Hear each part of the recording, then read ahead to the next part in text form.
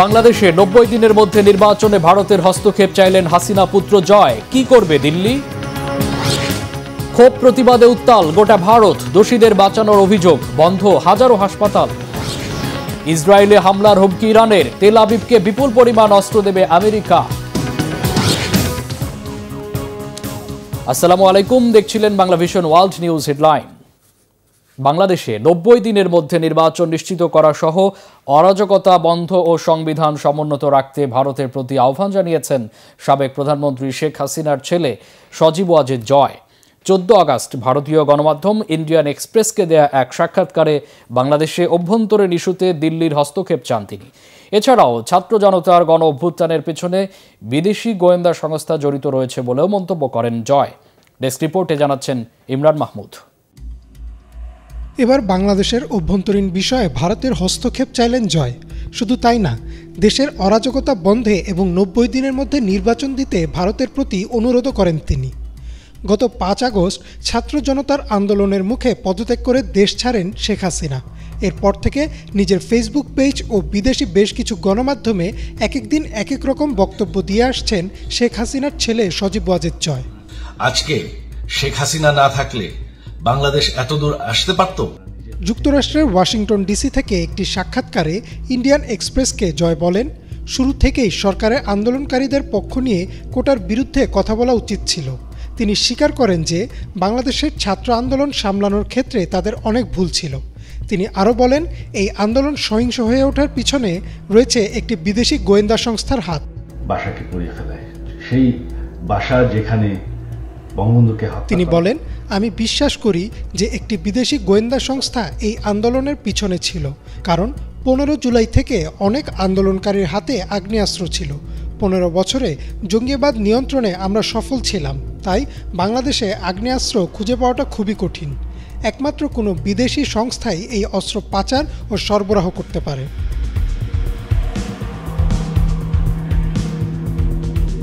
5 August তার মায়ের দেশ ছাড়ার ব্যাপারে জয় বলেন, তার মায়ের দেশ ছাড়ার কোনো পরিকল্পনা ছিল না। তিনি চেয়েছিলেন পদত্যাগ করতে এবং জাতির উদ্দেশ্যে একটি ভাষণ দিতে। এমনকি তিনি সেই ভাষণের খসড়াও তৈরি করে রেখেছিলেন। তিনি যখন সেই ভাষণ রেকর্ড করতে যাবেন, তখন বিশেষ নিরাপত্তা বাহিনীর সদস্যরা বলেন, একদমই সময় নেই, তাকে এখনই বের হতে হবে।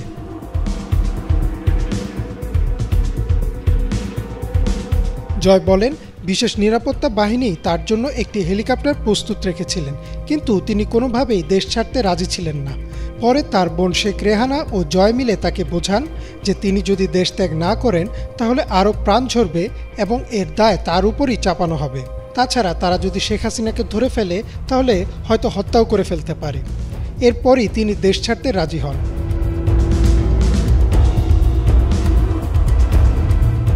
ইন্টারভিউর শেষে জয়কে প্রশ্ন করা হয় ভারতের প্রতি তার কিছু বলার আছে কিনা। উত্তরে জয় নয়াদিল্লির নেতৃত্বে বাংলাদেশের সংবিধান সমুন্নত রাখার আহ্বান জানান। তিনি বলেন, আমি আশা করি ভারত নিশ্চিত করবে যেন 90 দিনের সাংবিধানিক সময়সীমার মধ্যে বাংলাদেশে নির্বাচন অনুষ্ঠিত হয়, অরাজকতা বন্ধ হয় এবং আওয়ামী লীগকে প্রচারণা ও পুনর্গঠনের অনুমতি দেওয়া হয়। যদি ভারতের পক্ষ থেকে সেটা নিশ্চিত করা হয়, আমি এখনও নিশ্চিত যে আমরা নির্বাচনে জয়ী হব, কারণ আমরা এখনও বাংলাদেশের সবচেয়ে জনপ্রিয় দল। ইমরান মাহমুদ, বাংলা ভিশন। এর আগে এক লিখিত বিবৃতিতে জুলাইয়ের গণ আন্দোলনে চালানো নাশকতার বিচার চাইলেন সাবেক প্রধানমন্ত্রী শেখ হাসিনা। পুত্র সজীব ওয়াজেদ জয়ের ভেরিফাইড ফেসবুক পেজে এক্স হ্যান্ডেলে প্রকাশ করা হয় এই বিবৃতি। গেল 5 আগস্ট বাংলাদেশ থেকে ভারতে পালিয়ে যাওয়ার পর এই প্রথম দেয়া বিবৃতিতে শেখ হাসিনা বরাবরের মতো স্বজন হারানোর ইতিহাস শুনিয়ে মন গলানোর চেষ্টা করেন। হাফিজুল ইসলামের ডেস্ক রিপোর্টে বিস্তারিত। ছাত্র জনতার তীব্র আন্দোলনে গতি হারান একসময়ের প্রতাপশালী নেত্রী শেখ হাসিনা। পালিয়ে আশ্রয় নেন প্রতিবেশী রাষ্ট্র ভারতে। দেশ ছাড়ার জন্য পেয়েছিলেন ঘণ্টাখানেকেরও কম সময়। জাতির উদ্দেশ্যে ভাষণ দিতে চাইলেও তাকে দেয়া হয়নি সেই সুযোগ। এতদিন নীরব থাকার পর অবশেষে সামনে এলো তার লিখিত বক্তব্য। জুলাইয়ের রক্তঝরা অভ্যুত্থানে ঘটে যাওয়া হত্যাকাণ্ডের দায় নেননি তিনি, চাননি কোনোরকম ক্ষমা, বরং সন্ত্রাসীদের উপর চাপালেন নাশকতার দায়ভার। স্বৈরাচারী হাসিনার কুমিরের কান্নায় কমবে কি দেশবাসীর স্বজন হারানোর বেদনা? সরকার পতনের পর করুণ অবস্থার মধ্য দিয়ে যাচ্ছে শেখ হাসিনার দল আওয়ামী লীগ। গ্রেপ্তার হচ্ছেন পার্টির সব রাঘব বোয়ালরা। বাতিল হয়েছে 15ই আগস্টের সাধারণ ছুটি। হাসিনাকে অনুসরণ করে পালাচ্ছেন নেতাকর্মীরাও। এমন পরিস্থিতিতে 13ই আগস্ট মঙ্গলবার সাবেক প্রধানমন্ত্রীর ছেলে সজীব ওয়াজেদ জয়ের মাধ্যমে বিশেষ বার্তা দিলেন শেখ হাসিনা। জয়ের ভেরিফাইড ফেসবুক পেজ ও এক্স হ্যান্ডেল থেকে প্রকাশিত বক্তব্যের শেষে লেখা ছিল শেখ হাসিনার নাম। দেশ ছাড়ার পর দেয়া প্রথম বিবৃতিতে আওয়ামী লীগ নেত্রী জানান, আন্দোলনের সময় সংঘটিত হত্যাকাণ্ড ও নাশকতার তদন্ত চান তিনি। সেই সাথে দাবি করেন সন্ত্রাসীদের দৃষ্টান্তমূলক বিচার। অথচ বাস্তবতা ছিল সম্পূর্ণ ভিন্ন। পুলিশ, বিজিবি ও ছাত্র নামধারী হেলমেট বাহিনী ব্যবহার করে তার ইশারায় হয়েছে নির্বিচার হামলা। রাজপথে চালানো হয়েছে মারণঘাতী গুলি। আটক করা হয়েছে হাসিনা বিরোধী হাজার হাজার শিক্ষার্থী ও সাধারণ জনতাকে। ছেলে ওয়াজেদ জয়ের মাধ্যমে দেয়া বক্তব্যে সন্ত্রাসী আগ্রাসনের শিকার হয়ে যারা মৃত্যুবরণ করেছেন তাদের প্রতি শোক জানান হাসিনা। নিহতদের আত্মার শান্তিও কামনা করেন তিনি। স্বজনহারা বেদনা নিয়ে তিনি বেঁচে আছেন। অসংখ্যবার বলা এই কথা আবারও বলে নিজেকে ভিকটিম প্রমাণের চেষ্টা করেন সদ্য পদ হারানো এই নেত্রী। 1975 সালে মুজিব পরিবারকে হত্যার স্মরণে 15ই আগস্ট জাতীয় শোক দিবস ঘোষণা করেছিল আওয়ামী লীগ সরকার। শেখ হাসিনার পতন ও দেশ থেকে পালানোর প্রেক্ষাপটে এবারের পরিস্থিতি সম্পূর্ণ ভিন্ন। শিক্ষার্থী ও রাজনৈতিক দলগুলোর দাবির প্রেক্ষিতে জাতীয় শোক দিবসের ছুটি বাতিল করেছে অন্তর্বর্তী সরকার। এর বিপরীতে দেশবাসীর প্রতি জাতীয় শোক দিবস পালনের বার্তা দিয়েছেন 76 বছর বয়সী নেত্রী।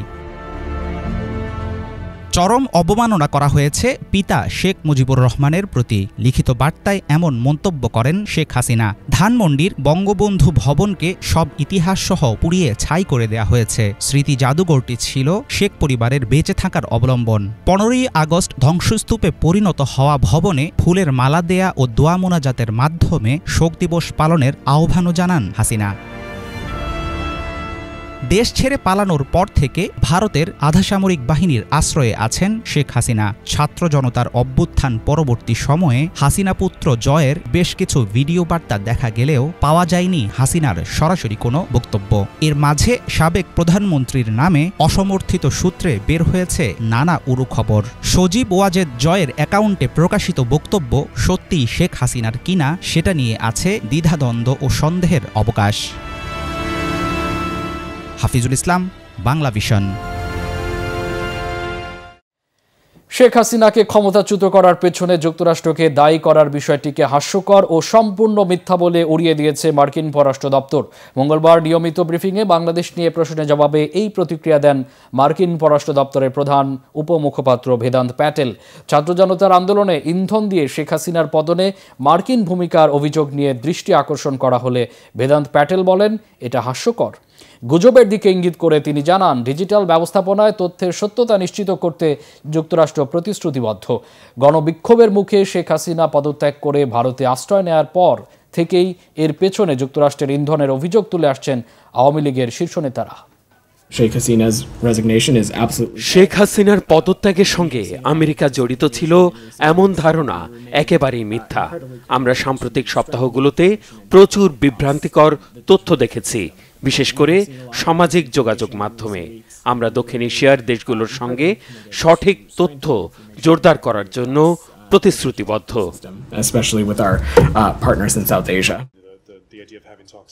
প্রতিবাদ বিক্ষোভে ফুঁসে উঠেছে গোটা ভারত।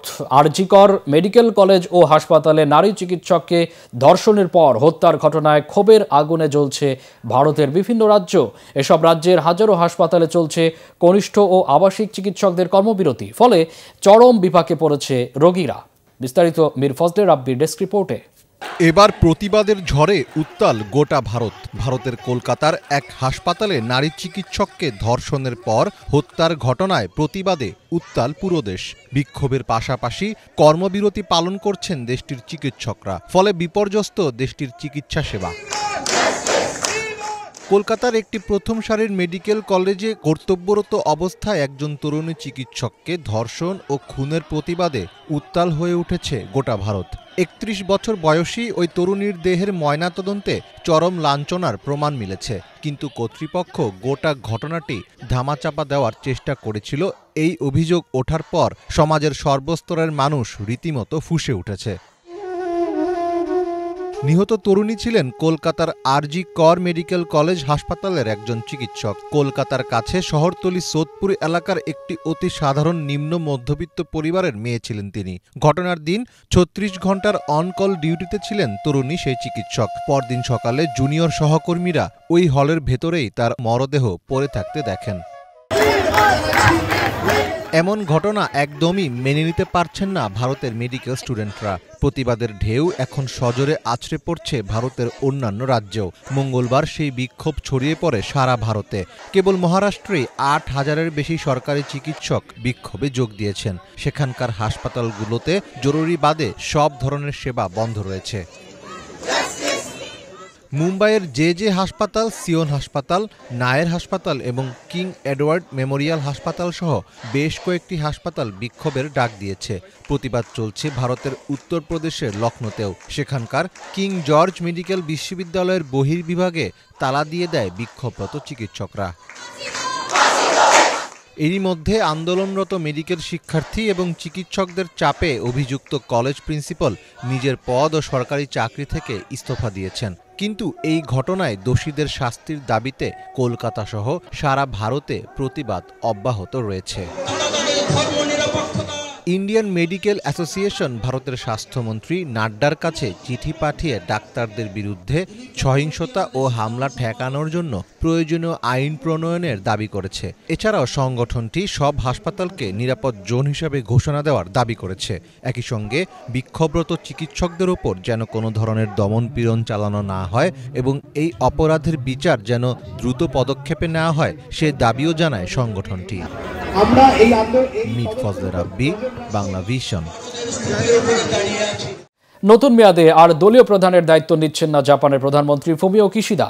আগামী মাসে শেষ হচ্ছে জাপানের ক্ষমতাসীন দল লিবারেল ডেমোক্রেটিক পার্টি প্রেসিডেন্ট হিসেবে তার মেয়াদ।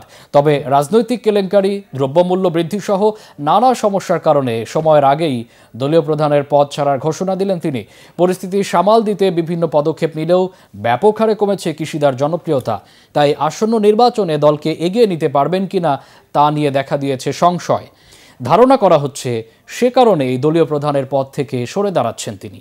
হাফিজুল ইসলামের আরেকটি ডেস্ক রিপোর্ট। স্বেচ্ছায় দলীয় প্রধানের পদ ছাড়ার ঘোষণা দিলেন জাপানের প্রধানমন্ত্রী ফুমিও কিশিদা। দ্রব্যমূল্য বৃদ্ধি, মাত্রাতিরিক্ত সুদহার ও রাজনৈতিক কেলেঙ্কারি সহ বিভিন্ন অভিযোগে তলানিতে গিয়ে ঠেকেছে কিশিদার জনসমর্থন। এমন পরিস্থিতিতে 14 আগস্ট টোকিওতে এক সংবাদ সম্মেলনে আগামী সেপ্টেম্বরে পদত্যাগের বিষয়টি নিশ্চিত করেছেন ক্ষমতাসীন দল লিবারেল ডেমোক্রেটিক পার্টির এই নেতা। লিবারেল ডেমোক্রেটিক পার্টি কল্যাণের জন্য পরিবর্তন হবে, সেটা দেখানোর প্রথম পদক্ষেপ হচ্ছে আমার পদ থেকে সরে দাঁড়ানো। দলের আসন্ন প্রেসিডেন্ট নির্বাচনে আমি প্রতিদ্বন্দ্বিতা করব না। যিনি নতুন নেতা হবেন আমি তাকে সহকর্মী হিসেবে সমর্থন দিয়ে যাব। সেপ্টেম্বরে মেয়াদ শেষ হলেও এর আগেই এমন ঘোষণায় বিস্মিত কিশিদার দল এলডিপি। কিশিদা জানান, পার্টি প্রেসিডেন্ট হওয়ার রেসে থাকছেন না তিনি। 2021 সালের অক্টোবরে জাপানের প্রধানমন্ত্রী হিসাবে দায়িত্ব নেন কিশিদা। জাপানি সংবাদ মাধ্যম জিজি প্রেসের চালানো এক জনমত জরিপে দেখা যায় 15.5% এসে ঠেকেছে ফুমিও কিশিদার জনসমর্থন। অনেকের ধারণা একরকম বাধ্য হয়েই ছাড়ছেন দলীয় প্রধানের পদ। ব্যক্তিগতভাবে আমি চাই কিশিদা আরও কিছুদিন দায়িত্বে থাকুন। জনপ্রিয়তা কমে যাওয়ার কারণে সম্ভবত তিনি বেশ চাপে ছিলেন। তার চারপাশের পরিস্থিতি দেখে আমার মনে হয় তার সামনে পদত্যাগ করা ছাড়া আর কোনো উপায় নেই। 1955 সাল থেকে প্রায় ধারাবাহিকভাবে জাপানের ক্ষমতায় রয়েছে ক্ষমতাসীন দল এলডিপি। পার্লামেন্টে সংখ্যাগরিষ্ঠতা থাকায় দলটির নেতাই হবেন দেশটির পরবর্তী প্রধানমন্ত্রী। তবে কিশিদার উত্তরসূরি হিসাবে ক্ষমতায় যিনি আসবেন, ভূরাজনৈতিক জটিলতার পাশাপাশি তাকে মোকাবেলা করতে হবে অভ্যন্তরীণ নানা প্রতিকূলতা। হাফিজুল ইসলাম, বাংলা ভিশন। আন্তর্জাতিক আইন অনুসারে যে কোনো ধরনের হামলার বদলা নেয়ার অধিকার ইরানের রয়েছে বলে হুঁশিয়ার করে দিয়েছেন দেশটির প্রেসিডেন্ট মাসুদ পেজেশকিয়ান। তেহরানে ইসরায়েলি হামলায় হামাস নেতা ইসমাইল হানিয়ার হত্যার প্রতিশোধ নিতে ইরান অটল অবস্থানে রয়েছে বলে সতর্ক করে দেন তিনি। এদিকে যে কোনো হামলা মোকাবেলা ও প্রতিরোধে ইসরায়েল প্রস্তুত রয়েছে বলে জানিয়েছে নেতানিয়াহু সরকার।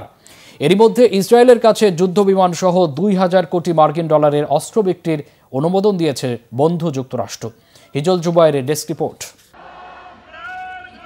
হামাসের শীর্ষ নেতা ইসমাইল হানিয়া হত্যার বদলা নেয়া সহ আত্মরক্ষা এবং যে কোনো ধরনের হামলার বিরুদ্ধে পদক্ষেপ নেয়ার অধিকার ইরানের আছে। এ ব্যাপারে নিজেদের কঠোর অবস্থানের কথা জানিয়েছেন দেশটির প্রেসিডেন্ট মাসুদ পেজেশকিয়ান। পেজেশকিয়ান বলেন, তেহরানে গুপ্ত হামলা চালিয়ে ইসরায়েল যেভাবে ইসমাইল হানিয়াকে হত্যা করেছে তা আন্তর্জাতিক আইনের গুরুতর লঙ্ঘন। এ ধরনের আগ্রাসনের পাল্টা পদক্ষেপ নেয়ার অধিকার সংরক্ষণ করে ইরান। তবে একই সাথে যাতে যুদ্ধ ছড়িয়ে না পড়ে এবং বৈশ্বিক শান্তি ও নিরাপত্তা রক্ষিত হয়, ইরান সে ব্যাপারেও সচেতন বলে জানান পেজেশকিয়ান। সামাজিক মাধ্যম এক্সে এক পোস্টে একই অবস্থান জানিয়েছেন ইরানের পররাষ্ট্রমন্ত্রী আলী বাঘেরি কানিও। এদিকে এক বিবৃতিতে ইরান হিজবুল্লাহ ও মধ্যপ্রাচ্য জুড়ে তাদের মিত্র গোষ্ঠীগুলোর হামলা প্রতিহত করতে এবং পাল্টা হামলা চালাতে সর্বোচ্চ পর্যায়ের প্রস্তুতি নেয়ার কথা জানিয়েছে আইডিএফ। এ ব্যাপারে এরই মাঝে সব ধরনের পরিকল্পনার অনুমোদন দেয়া হয়েছে।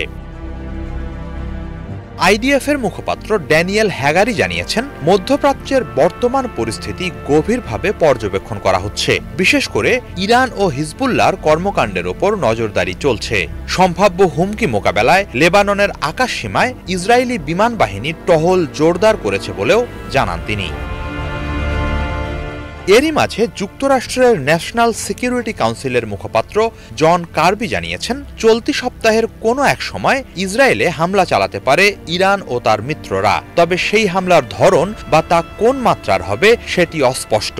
এ ব্যাপারে যুক্তরাষ্ট্র ও মিত্র দেশগুলো সতর্ক আছে বলে জানিয়েছেন কার্বি। হিজল জুবায়ের, বাংলা ভিশন। ইউক্রেনে রাশিয়ার হামলার দায়ে দেশটির লেনদেনের উপর ডলার ও ইউরোর নিষেধাজ্ঞা দিয়েছিল যুক্তরাষ্ট্র ও যুক্তরাজ্য, কিন্তু এরপরও আটকানো যায়নি রাশিয়াকে। রয়টার্সের এক প্রতিবেদন বলছে, রাশিয়ায় লেনদেনের ক্ষেত্রে ডলার ও ইউরো নিষিদ্ধ হওয়ার পরও 2.3 বিলিয়ন ডলার এসেছে রাশিয়ায়। বিশ্লেষকদের মতে যুক্তরাষ্ট্রের এসব নিষেধাজ্ঞা কাটিয়ে উঠতে আগে থেকেই পদক্ষেপ নিয়েছিল রাশিয়া। ডেস্ক রিপোর্টে বিস্তারিত। কোনোভাবেই যেন দমিয়ে রাখা যাচ্ছে না রাশিয়ার একরোখা প্রেসিডেন্ট ভ্লাদিমির পুতিনকে কোণঠাসা করার জন্য যুক্তরাষ্ট্রের নিষেধাজ্ঞা বিশেষ কোনো প্রভাবই ফেলতে পারছে না। ইউক্রেনে রাশিয়ার হামলার দায়ে দেশটির লেনদেনের ওপর আরোপিত ডলার ও ইউরোর নিষেধাজ্ঞা থাকার পরও 2.3 বিলিয়ন ডলার রাশিয়ায় পৌঁছেছে। 2022 সালের মার্চ মাসে রাশিয়ার লেনদেনের ওপর নিষেধাজ্ঞা আরোপ করেছিল যুক্তরাষ্ট্র ও যুক্তরাজ্য। যুক্তরাষ্ট্রের বার্তা সংস্থা রয়টার্সের এক প্রতিবেদনে বলা হয়, রাশিয়ায় লেনদেনের ক্ষেত্রে ডলার ও ইউরো নিষিদ্ধ হওয়ার পরও 2.3 বিলিয়ন ডলার দেশটিতে এসেছে। রয়টার্স 2022 সালের মার্চ থেকে 2023 সালের ডিসেম্বর মাস পর্যন্ত প্রাপ্ত তথ্যের ভিত্তিতে এই প্রতিবেদন তৈরি করেছে। বিভিন্ন সূত্র থেকে প্রাপ্ত তথ্যের যাচাই বাছাই করে প্রতিবেদনে উল্লেখ করা হয়, সংযুক্ত আরব আমিরাত, তুরস্ক সহ বেশ কয়েকটি দেশ থেকে ডলার রাশিয়ায় এসেছে। কেননা রাশিয়ার সাথে তারা বাণিজ্য করতে পারবে কি পারবে না এই বিষয়ে ওই দেশগুলোর উপর কোনো নিষেধাজ্ঞা আরোপিত হয়নি। নিজেদের অর্থনীতিকে রক্ষা করতে আগে থেকেই সজাগ ছিল রাশিয়া। যুক্তরাষ্ট্রের নিষেধাজ্ঞা কাটিয়ে উঠতে সাথে সাথেই পদক্ষেপ নিয়েছিল রাশিয়া। নিষেধাজ্ঞা জারির পরপরই এক বিবৃতির মাধ্যমে মার্কিন ডলার ও ইউরো ভিত্তিক সম্পদের লেনদেন ও নিষ্পত্তি স্থগিত করেছিল দেশটির কেন্দ্রীয় ব্যাংক। তবে এত সহজেই ছাড় দিতে মোটেও রাজি নয় যুক্তরাষ্ট্র। রাশিয়া যাতে নিষেধাজ্ঞা কাটিয়ে উঠতে না পারে সেজন্য 2023 সাল থেকেই তৃতীয় বিশ্বের বিভিন্ন দেশের কোম্পানিগুলোর উপর নিষেধাজ্ঞা আরোপ করে আসছে যুক্তরাষ্ট্র। তবে স্বল্প মাত্রায় আমদানি, দেশীয় সঞ্চয় ও বিশেষ করে বিদেশ ভ্রমণের জন্য এখনও রুশ ব্যক্তিদের কাছে ডলার একটি নির্ভরযোগ্য মুদ্রা। মীর ফজলে রাব্বি, বাংলা ভিশন। একই সাথে উল্কাবৃষ্টি ও বহুবর্ণিল অরোরার দেখা মিলেছে চীনের উত্তর পূর্বাঞ্চলের প্রদেশ হেইলংজিয়াংয়ে। রবিবার সন্ধ্যা থেকে সোমবার রাত পর্যন্ত অরোরার অপার্থিব আলোয় উদ্ভাসিত হয়ে ওঠে মোহে শহরের আকাশ। প্রকৃতির অপরূপ এই সৌন্দর্য দেখতে অন্যান্য প্রদেশ থেকেও ছুটে যান অনেকে। জীবদ্দশায় এমন বিরল অভিজ্ঞতার সাক্ষী হতে পেরে নিজেদের সৌভাগ্যবান মনে করছেন দর্শনার্থীরা। ডেস্ক রিপোর্টে বিস্তারিত।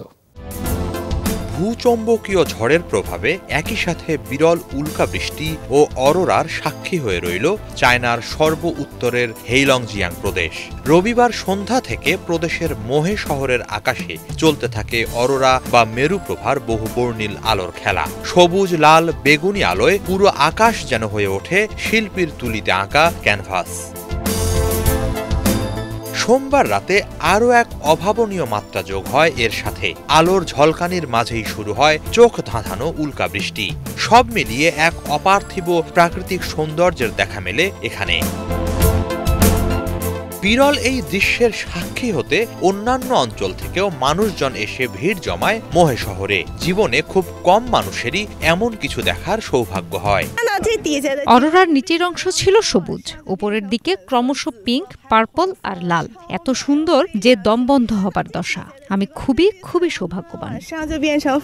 একই সাথে অরোরা আর উল্কাবৃষ্টি দেখে আনন্দে আত্মহারা হয়ে পড়েন দর্শনার্থীরা। অরোরা আর উল্কাবৃষ্টি আলাদা আলাদা করেই তো দারুণ সুন্দর। সেখানে একই সাথে দুটো দেখতে পারা, এটা সত্যি খুব বিরল। আমি তো উত্তেজনায় লাফাচ্ছি। অরোরা মূলত দুই ধরনের। উত্তর মেরু সংলগ্ন অঞ্চলগুলোতে একে বলা হয় অরোরা বোরিয়ালিস। সৌরঝড়ের কারণে বায়ুমণ্ডলের দিকে ধেয়ে আসা সৌরকণা পৃথিবীর চৌম্বক ক্ষেত্রে বাধা পায়। সে সময় বায়ুর অণুর সঙ্গে সৌরকণার সংঘর্ষে সৃষ্টি হয় অরোরার। হিজল জোবায়ের, বাংলা ভিশন। শস্য উৎপাদন বৃদ্ধিতে প্রযুক্তির সর্বোচ্চ ব্যবহার করেছে চীন। চীনের হেইলংজিয়াং প্রদেশ পরিদর্শনে স্থানীয় কৃষি বিশেষজ্ঞ এবং প্রযুক্তিবিদদের মাঠে নামিয়েছে দেশটি। ভুট্টা চাষ গবেষণা প্রতিষ্ঠানের পরিচালক কিয়াও জিয়াংফাং বলেন, এরই মধ্যে দেশটিতে ড্রোনের সাহায্যে বিশাল কৃষি এলাকায় কীটনাশক স্প্রে করার প্রস্তুতি নেওয়া হয়েছে। ডেস্ক রিপোর্টে বিস্তারিত। আসন্ন শরৎ মৌসুমের প্রধান দুটো ফসল ধান ও ভুট্টার উৎপাদন বৃদ্ধিতে নানা ব্যবস্থা গ্রহণ করেছে চীন। ইতোমধ্যে চীনের হেইলংজিয়াং প্রদেশের ৮,৮০০টিরও বেশি অঞ্চল পরিদর্শনে স্থানীয় কৃষি বিশেষজ্ঞ এবং প্রযুক্তিবিদদের মাঠে নামিয়েছে দেশটি।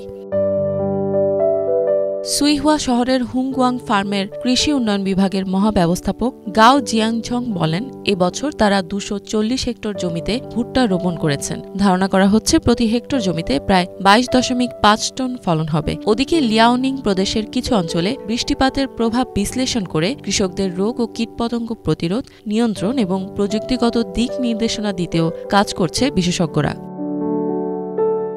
চীনের হেনান প্রদেশে ৫.৭ মিলিয়ন হেক্টরেরও বেশি জমিতে এবার শরৎ মৌসুমের শস্য রোপণ করা হয়। স্থানীয় কর্তৃপক্ষ বলছে, ইতোমধ্যেই সেখানে কীটনাশক ব্যবহার ও যাবতীয় দিক নির্দেশনা দিতে বেশ কয়েকটি বিশেষজ্ঞ দল মাঠে রয়েছে।